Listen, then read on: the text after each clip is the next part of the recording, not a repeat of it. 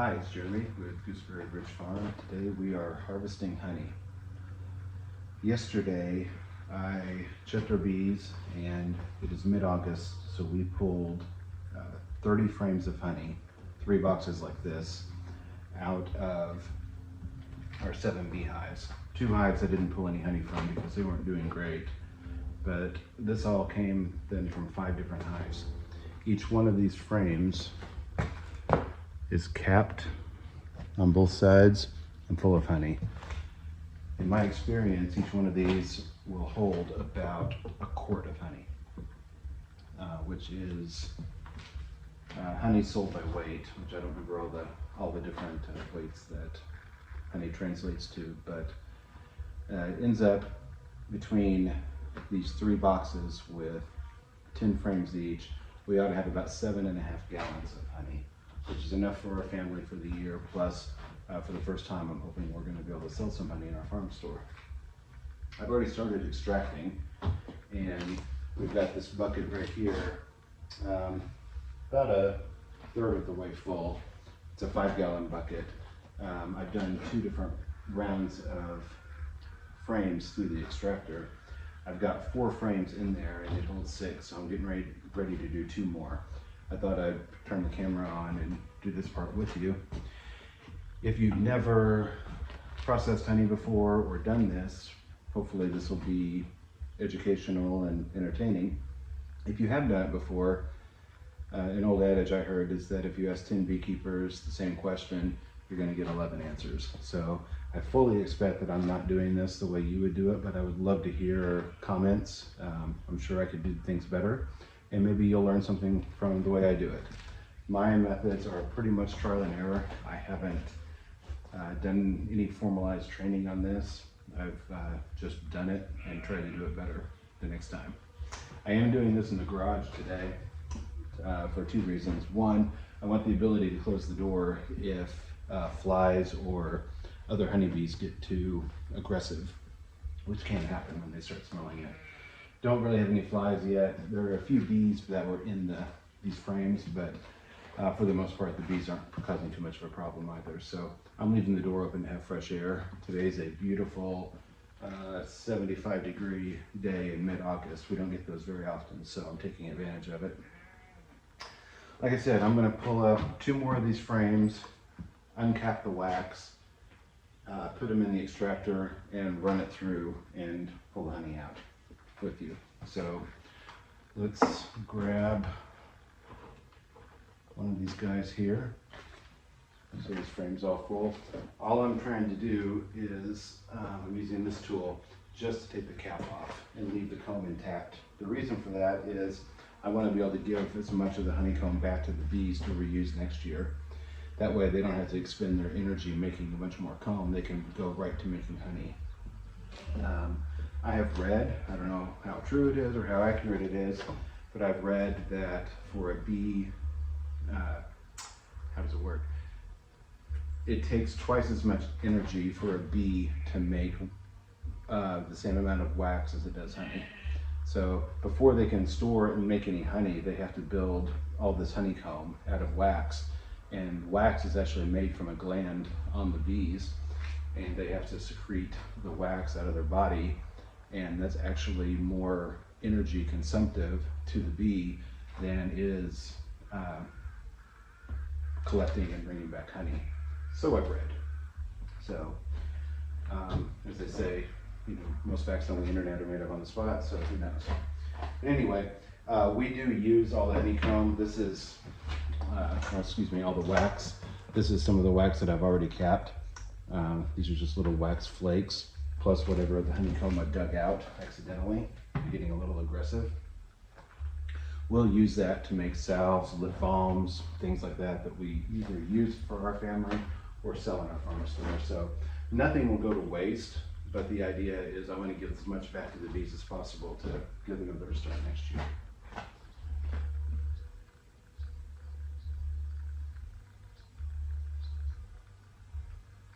The idea is just to go really slow and right along the top edge so I don't dig in to the vertical comb. I'm only taking off those horizontal wax caps. did pretty good on that pass, so that's all of it I got. I'm gonna just scoop that into the bowl, let it filter out the honey that's in it.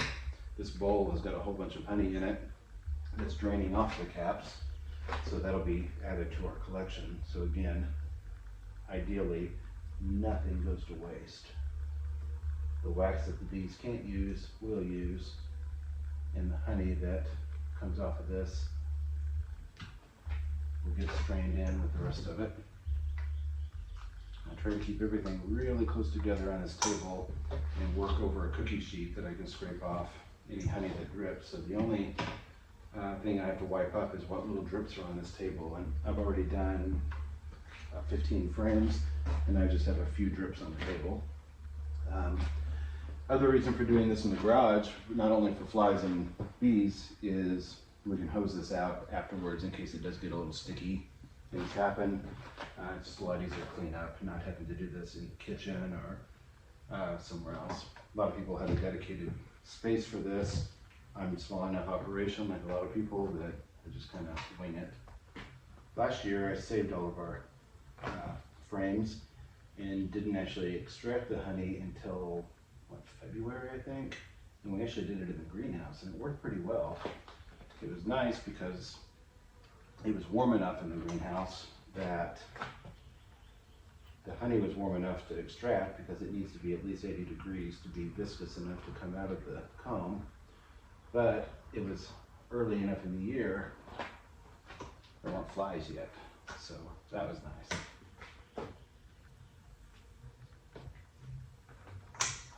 Okay, so this frame is all uncapped and ready to go. You can see it's different colors. That's because some of that wax was used the year before last in the middle, and it had converted at some point, so it's a little dirtier. It's been walked on by the bees. Doesn't affect the honey at all, but it does have a little bit of discoloration when you're looking at it in the comb. One more. Again, I'm doing this all over a cookie sheet so it catches all the drippings. There are a few bees buzzing around. I don't know if you can hear them on the microphone or not, but they're not being aggressive. They're more just confused about what's going on, I think.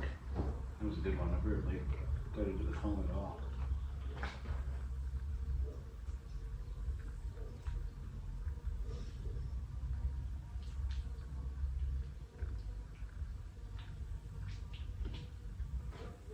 Okay.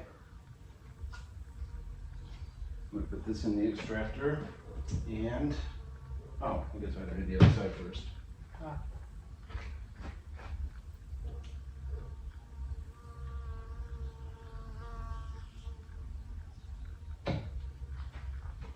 a little aggressive on that one, got too much honey or too much comb.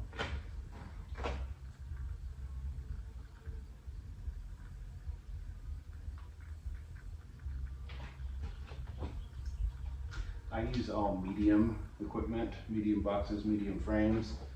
When you buy or build your equipment, this type of bee equipment is called length strip hives.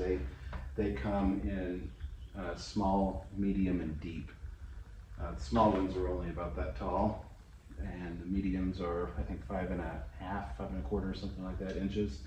And then the deeps are, I think, 9 inches wide, deep.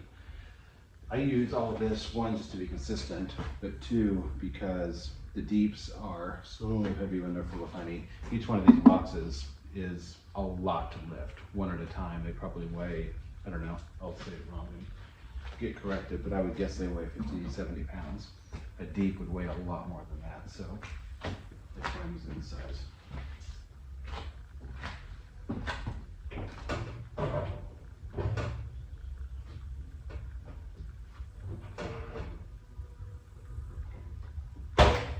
Okay, so when I turn this on, it's going to be a little loud, but what's going to happen is those frames are sitting in here perpendicular to the outside, all pointing towards the middle. When the honeybees build these, they put them at a slight down angle. So when I put them in like this and it spins, centrifugal force will let the honey just spin out. As such, it'll hit the edge of the drum, pool at the bottom, and then we'll open up the valve. The honey will come out and go through the strainer at the bottom, catching the wax and debris, leaving you with clean honey at the bottom. I don't ultra filter mine because I like to have the little bits of pollen and a little bit of natural stuff in there. I think it's better for you, and it's a better quality honey. But I do want to get all the wax, you know, little bee parts and things like that that are in there out. Okay, so when we turn this on, it will be loud and obnoxious. I'm going to start at low speed and just turn it up. I'm going to lean on it too because it gets off balance, kind of like a washing machine. So that's why I'm kind of leaning across it to keep it from walking away.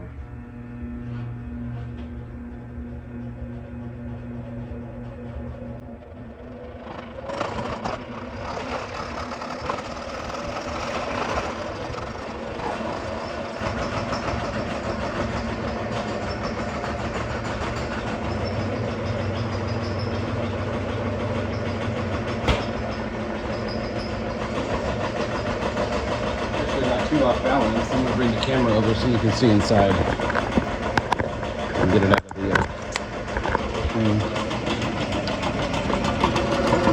See, there's a sticker on here that says not to open it while the machine is running. Handily, that sticker is damaged, so it doesn't count.